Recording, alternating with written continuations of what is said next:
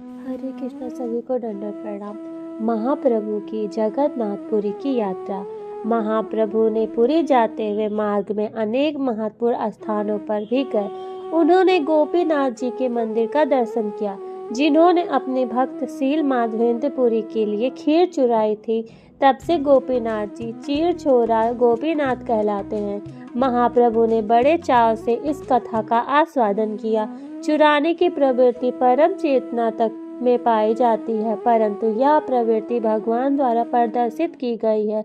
अतएव इसकी विपरीत प्रकृति समाप्त हो गई है और इस परम विचार के आधार पर श्री चैतन्य महाप्रभु द्वारा भी यह पूजनीय बन गई है कि श्री भगवान तथा उनकी यह चोरावृत्ति से तथा अभिन्न है।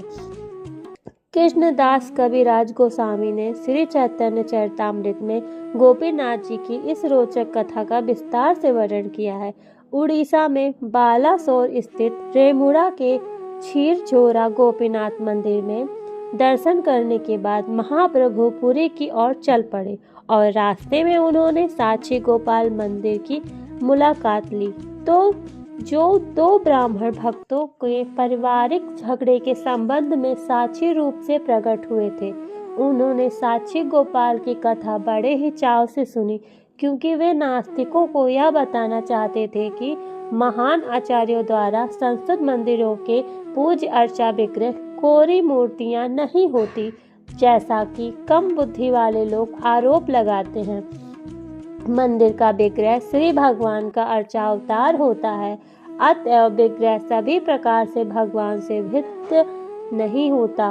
वे अपने प्रति भक्तों के प्रेम के अनुसार ही प्रतिभाव दिखाते हैं। साक्षी गोपाल की कथा में दो भगवत भक्तों के बीच पारिवारिक अनबन हो गई, तो भगवान ने झगड़ा समाप्त करने तथा अपने सेवकों पर विशेष कृपा दिखाने के लिए वृंदावन से उड़ीसा स्थित विद्यानगर गांव तक अपने अर्चावतार के रूप में यात्रा की। यहाँ से यह विग्रह कटक लाया गया। इसीलिए आज भी हजारों तीर्थयात्री जगन्नाथपुरी जाते समय साक्षी गोपाल मंदिर के दर्शनार्थ आते हैं। महाप्रभु यहाँ रात भर रुके और फिर उन्होंने पुरी के लिए प्रस्थान किया। रास्ते में नित्यानंद प्रभु ने उनका संन्यास दंड तोड़ डाला, अतः महाप्रभु उन पर ऊपरी तौर पर कुपित हुए और अपने सारे संगियों को पीछे छोड़कर अकेले ही पुरी चले गए। महाप्रभु द्वारा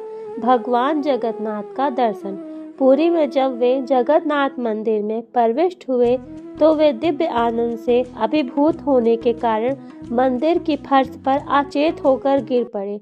मंदिर के रक्षक महाप्रभु के दिव्य भाव को समझ नहीं पाए, लेकिन वहां पर सार्वभौम भट्टाचार्य नाम के एक महान पंडित उपस्थित थे और उन्होंने समझ गए कि जगन्नाथ मंदिर में प्रवेश करते ही उनका अचेत हो जाना कोई सामान्य बात नहीं थी।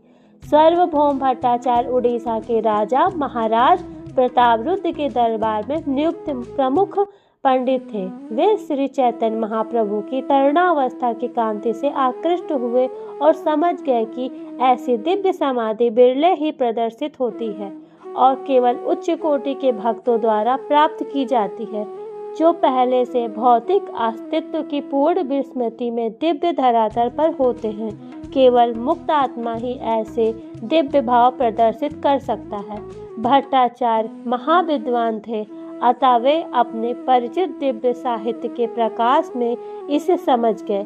अतः उन्होंने मंदिर के रखरखालों से कहा कि वे इस अज्ञात सन्यासी को विशेष विघ्न न पहुंचाए। उन्होंने महाप्रभु को अपने घर ले चलने के लिए कहा, जिससे मूर्छित अवस्था में आगे उनका निरीक्षण किया जा सके।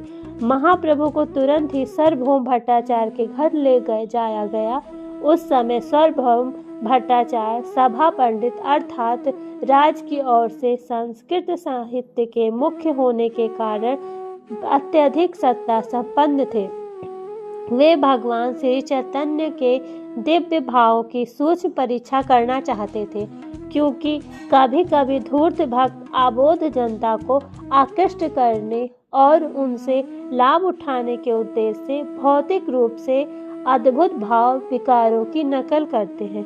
भट्टाचार्य जैसे विद्वान ऐसे धूर्तों का पता लगा लेते हैं और पता चल जाने पर उन्हें तुरंत अस्वीकृति कर देते हैं। हरे कृष्णा। सभी को दंडवत प्रणाम।